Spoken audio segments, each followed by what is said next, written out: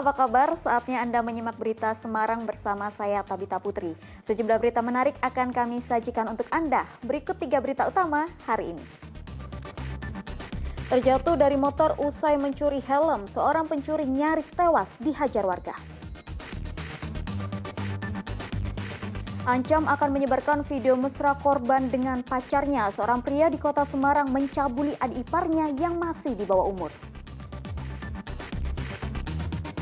Festival Belangkon, cara pemerintah Kota Solo mengenalkan belangkon kepada generasi muda sekaligus membangkitkan ekonomi pengrajin belangkon.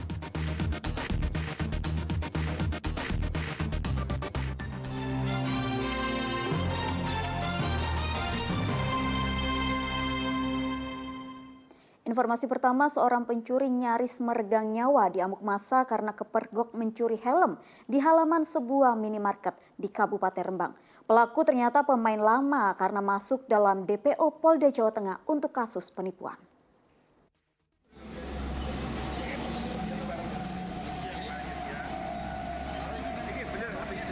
Kali kedua, akhirnya pencuri helm ini tidak berdaya. Ia terjatuh saat kabur membawa helm curian. Ia pun menjadi bulan-bulanan warga. Beruntung polisi tiba di lokasi dan langsung mengamankan pelaku dari amuk massa. Aksi massa terjadi di depan parkir sebuah minimarket di Jalan Pantura, Kabupaten Rembang.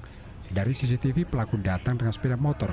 Ia pura-pura memarkir motor dekat dengan motor lain dan mengincar helm. Namun aksinya dipergoki warga. Pelaku ternyata pemain lama. Ini adalah kali kedua ia mencuri helm di lokasi yang sama. Modus yang digunakan oleh terduga pelaku, dia berpura-pura parkir di Alfamaret, kemudian memantau situasi, kemudian sekiranya aman melaksanakan aksi pencurian helm. Untuk helm yang dicuri tadi ditaksir sekitar 500.000. Selain itu, pelaku juga tercatat masuk dalam daftar pencarian orang Polda Jawa Tengah dalam kasus penipuan. Arif Nur melaporkan dari Kabupaten Rembang. Tim gabungan Polda Jawa Tengah dan Polrestabes Semarang masih menyelidiki identitas jasad yang ditemukan dalam kondisi terbakar di Pantai Marina Semarang. Polisi telah memeriksa saksi rekaman CCTV dan menunggu hasil tes DNA 2 pekan mendatang.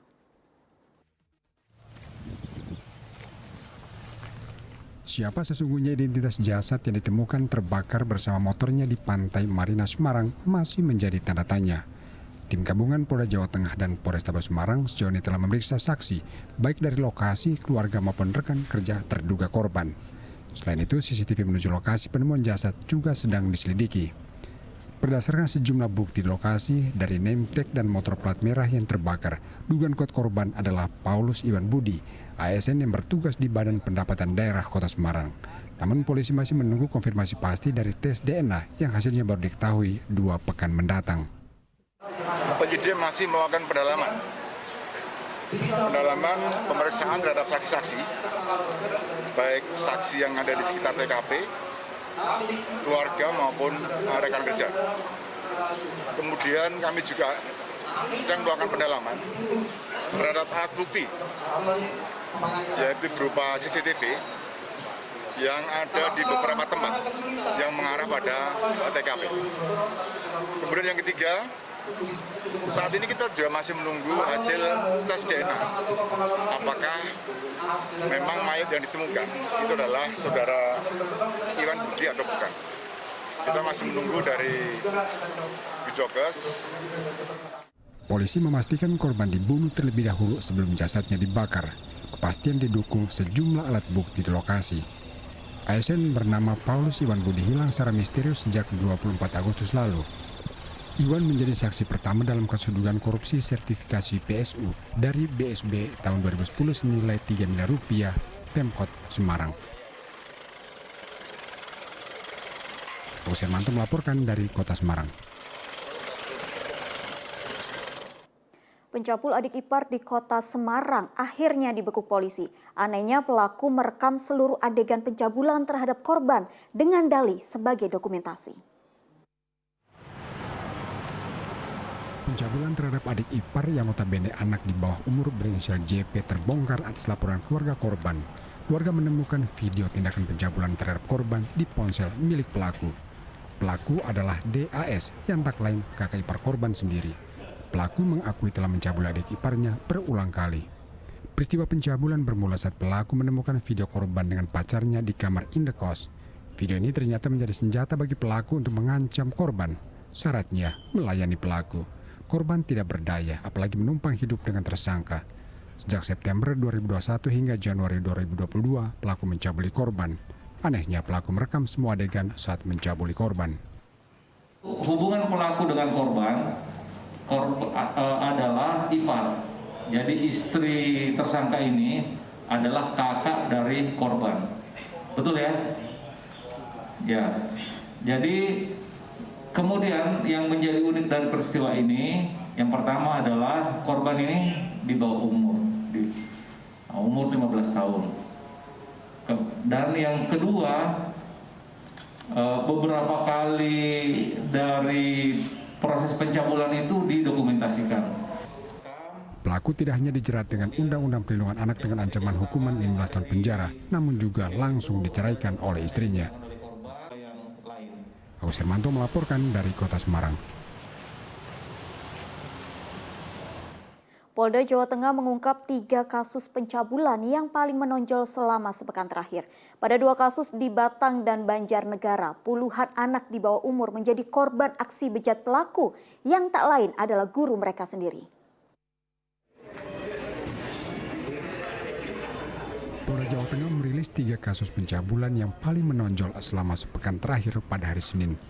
Ketua Lembaga Perlindungan Anak Indonesia, Seto Mulyadi, turut hadir memberikan penghargaan terhadap kinerja polisi. Polisi juga menghadirkan 3 tersangka dalam 3 kasus tersebut. Kasus pertama di Pekalongan, seorang ibu menjadi korban tipu daya pria AF asal Riau yang mengaku sebagai orang pintar.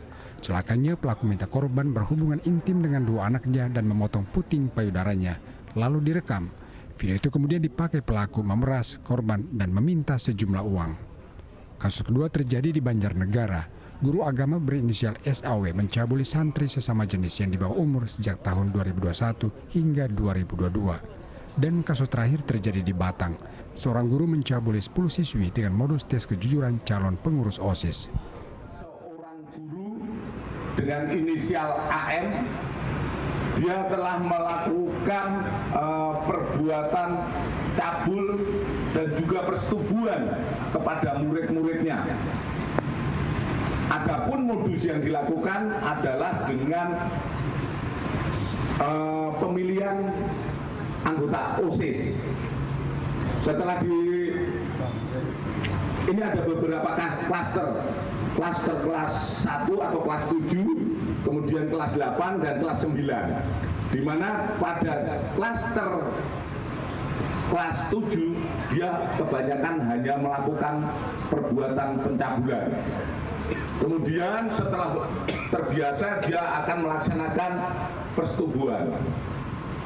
Ketua Lembaga Perlindungan Anak Indonesia mengajak peran serta masyarakat dan mahasiswa untuk melindungi anak-anak dari para predator. Kami mengajak peran serta masyarakat. Saya sendiri sudah bergerak di bidang perlindungan dan pendidikan anak sekitar 52 tahun yang lalu, sejak masa remaja, dan sekarang aktif juga menggerakkan ke kampus-kampus supaya mahasiswa juga turun gunung juga untuk menjadi aktivis perlindungan anak.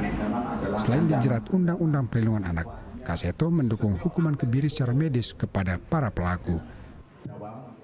Agus Hermanto melaporkan dari Kota Semarang. 6 pelaku peracik obat ilegal dibekuk dalam sebuah penggerebekan di sebuah rumah di Kabupaten Rembang. Selain itu, polisi juga menyita belasan merek obat ilegal yang berbahaya. Sebuah rumah di Kelurahan Megarsari, Kabupaten Rembang digerebek polisi Minggu siang. Rumah ini diduga menjadi tempat peracikan obat ilegal. 6 pelaku ditangkap. Polisi menyita sekitar 15 merek obat ilegal yang mereka racik, mulai dari obat pemutih, obat pelangsing hingga obat kuat. Pelaku berdalih terdesak kebutuhan hidup, meski tahu obat ilegal sangat berbahaya bagi kesehatan. Meski mereka baru beroperasi selama 3 bulan, namun omset yang dihasilkan sangat besar. Terbukti dari temuan buku rekening berisi saldo 127 juta rupiah. kebutuhan ekonomi. Pekerjaan sehari-hari sebelumnya apa, Mas?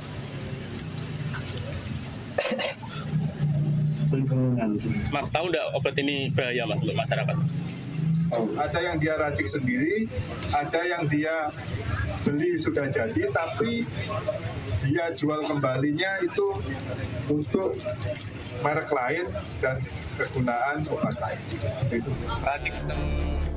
Para tersangka dijerat dengan Undang-Undang Kesehatan dan Undang-Undang tentang Merek Dagang dengan ancaman hukuman maksimal 10 tahun penjara. Arif Nur melaporkan dari Kabupaten Rembang.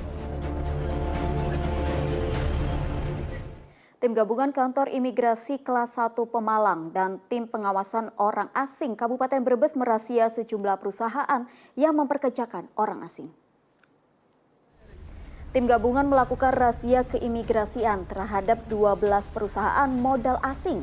Razia sebagai bentuk pengawasan untuk mengetahui jumlah warga asing yang berstatus tinggal dan TKA. Di antara perusahaan yang dirazia diantaranya perusahaan asal Korea Selatan, yakni PT Ilsung Utama dan PT Daihan Global. Dari razia diketahui terdapat 139 warga asing, 105 diantaranya berstatus sebagai TKA. Para TKA berasal dari Taiwan dan Korea Selatan. Mereka bekerja sebagai tenaga ahli, namun petugas tidak menemukan adanya pelanggaran keimigrasian.